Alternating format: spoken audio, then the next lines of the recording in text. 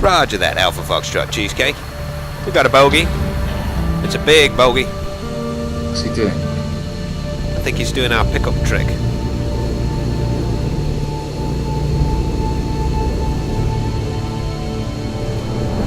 Oh, I shot up his thing! I shot up the other car! Whoa!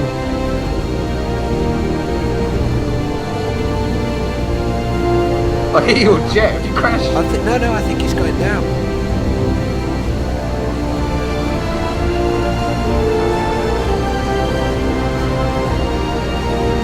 Oh, he's going down! He's down! Nice. They're all dead! Did you see how many people I just killed? Yeah, they're all in a clan. I killed a whole clan!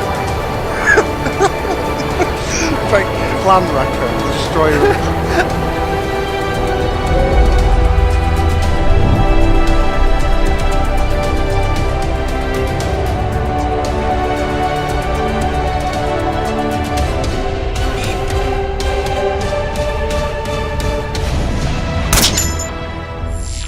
Oh, was that double?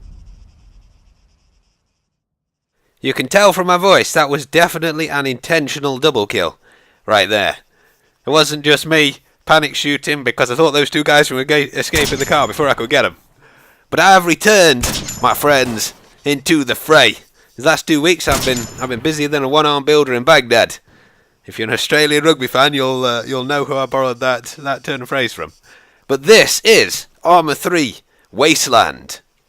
Now, if you're not familiar with this game mode, you've basically just got to kill everybody. I'm playing on independent here with Sada. We're in a little team of 3. So the entirety of Op 4, Blue 4, and the rest of the independents in a full 80-player server are against us. So it's pretty crazy at the moment. Once you've killed somebody, you can steal the weapons, the vehicles if they're in a vehicle. You can take their money, and then you can go to gun shops and vehicle shops and buy tanks and helicopters and such when you've got enough money. So it's pretty hardcore because when you die, unless your teammate picks up your money, it's just gone forever. Now, I decided the topic of this video, because it is a war story, kind of, is going to be something I've been reading about recently, which is waterboarding. Because I watched 0 Dark 30 again this last couple of days, which of course is about Bin Laden getting taken out by the US. And of course they found Jeanmat recently. Well, they found out who he is, they don't know where he is yet. But he's the guy who's been beheading people in the desert for ISIS. So I would imagine Jeanmat is probably going to get a visit from either a cruise missile or the Navy SEALs in the next month or so. And the Navy SEALs, they don't take prisoners of terrorists. Just ask Arma. But anyway, in 0 Dark 30, there's a scene where a terrorist gets waterboarded, so he'll give up the position of Arma. And this actually happened in real life. The US did use waterboarding to get information from terrorists. I'm not entirely sure how valid information from torture is, because of course you could just say anything to make it stop. But what struck me in the film was that waterboarding didn't seem like it was particularly bad in it. I don't know if that's just the way it was so portrayed. Because basically, if you're not familiar with what waterboarding is, you get laid out on a table, and it's very important that your feet are higher than your head, so it has to be raised like 1 or 2 inches above that. It's really important that to make it effective.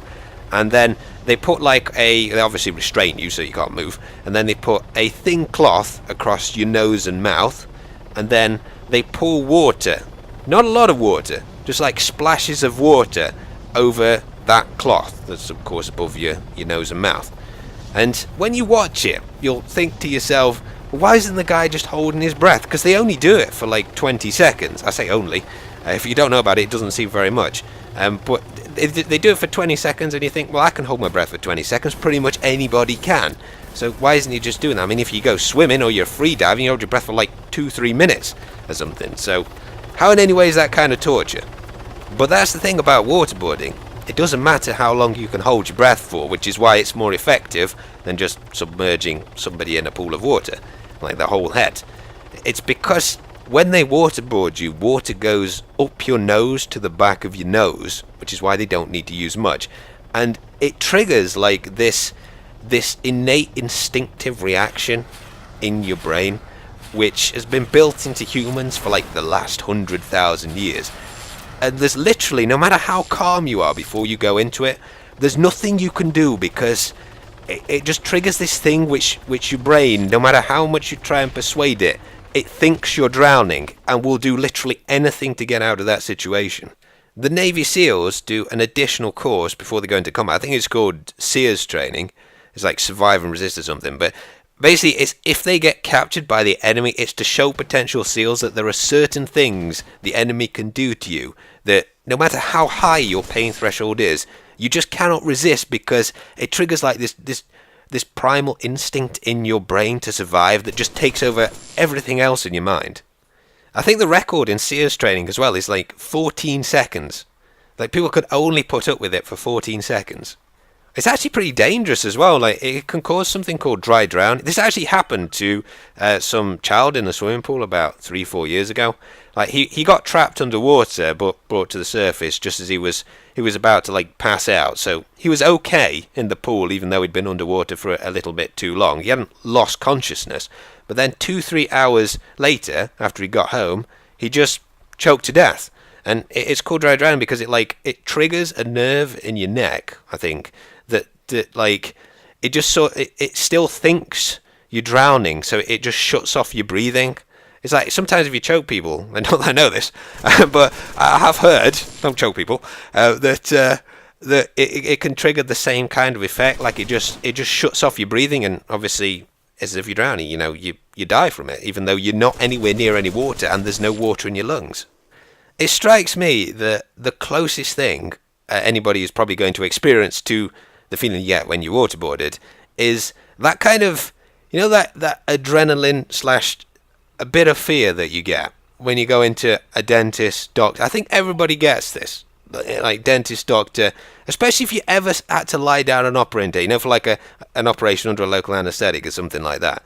Because last time I had that kind of feeling was I went in for, you'll know this if you follow my channel for a while, I went in for a bit of keyhole surgery on my knee to repair like an injury I'd got when I was playing rugby at school, and it like damaged a bit of cartilage. Literally, they do like a 1/2 to 1 centimetre cut on your knee.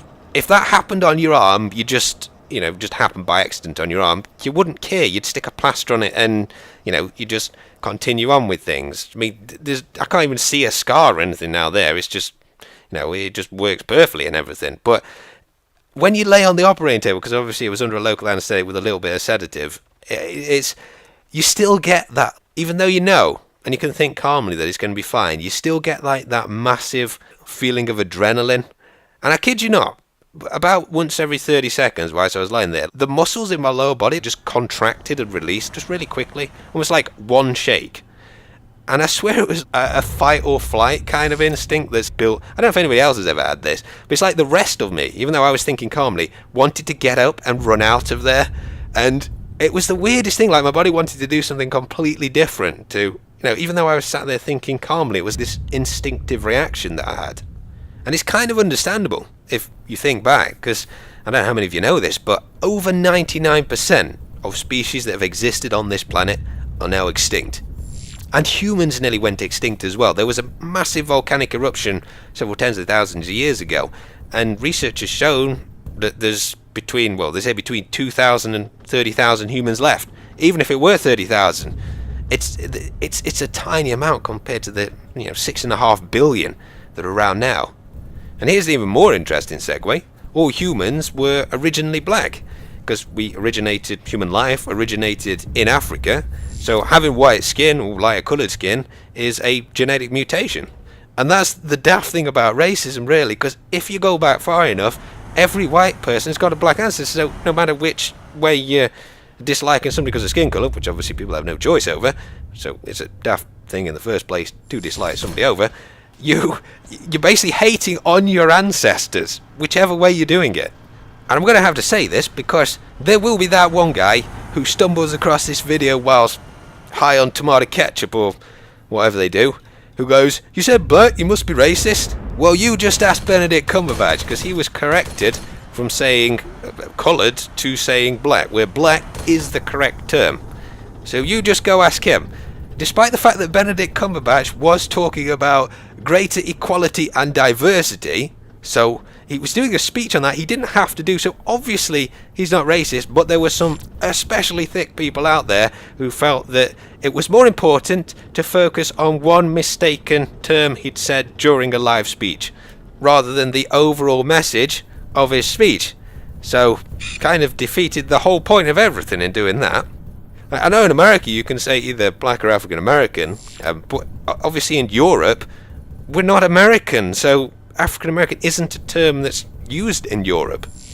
And you know, they say common sense is the least common of all the senses. Because it's almost like the main civil rights movement of the last century was called the Black Civil Rights Movement. It was actually called, you don't call your civil rights movement something you dislike being called, because then everybody is calling you it.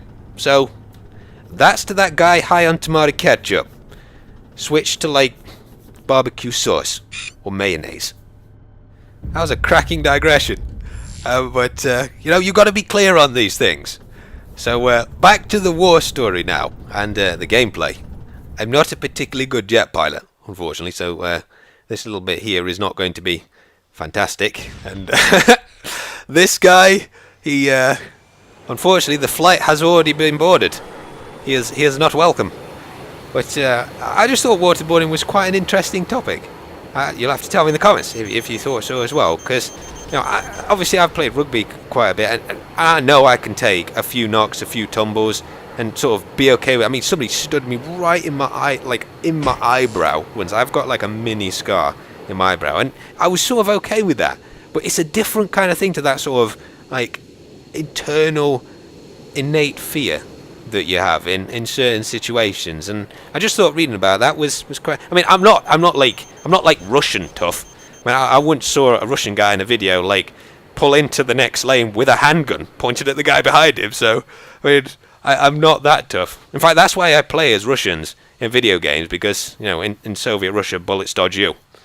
That was a fantastic bombing run right there. Took out that Stinger guy straight away. But I hope you enjoyed the video. In fact, before you finished enjoying it, I've got a sponsored message from Opinion Outpost to tell you about.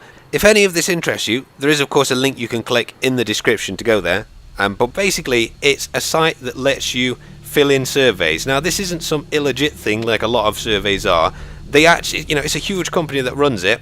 And they basically give you Amazon iTunes vouchers. It cannot cost you any money. And as far as I'm concerned, it's easier if you want to buy a game or something off Amazon doing that than like doing an hour paper round. I don't know how old people are, but if you haven't got a job and you know you want to buy a game, you got to do a paper round. It's easier doing that than this. So take it or leave it. You obviously don't have to do it if you don't want to. Can't cost you anything. Can only help you. Seems pretty cool to me. But anyway, thanks for watching the video, guys. Hope you enjoyed it for the second time, and I shall see you guys in the next chapter.